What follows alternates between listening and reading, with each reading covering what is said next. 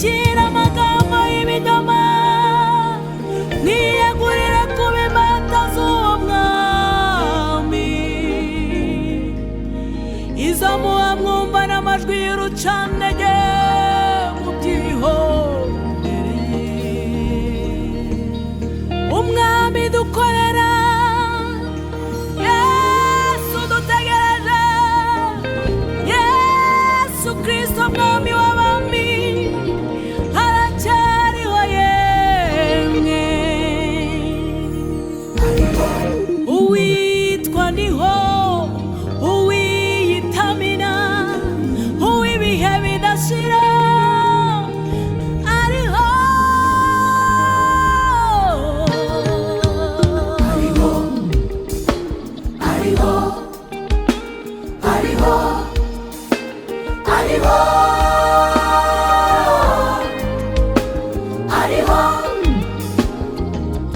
Mubwirira abananiwe, abaruhijwe n'imitwaro, abafite intimba mu mitima yabo, nababuze ubabwira, mubabwire muti Yesu ariho.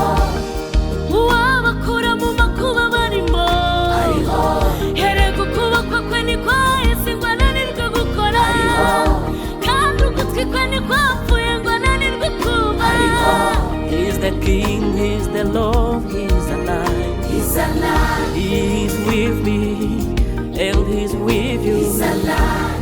So don't worry, 'cause He's faithful. He's alive. He's alive. He's the Alpha, Omega, the first and the last. Urarushe, ubuzubwira, urabona bwije, ntabwo ureba imbere. Bibwire Yesu, ni wewe nyine ukeneye, ni wewe nyine wahamagaye izo ndushyi nkawe. Ni wewe nyine ufite urufunguzo rw'ibizaba, ni wewe nyine ubishoboye.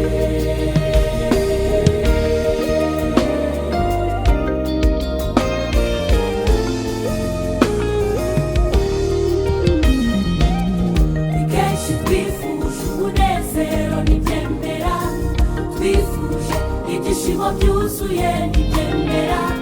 Ni kenshi twifuje umunezero n'ibyemera, twifuje ibyishimo byuzuye n'ibyemera.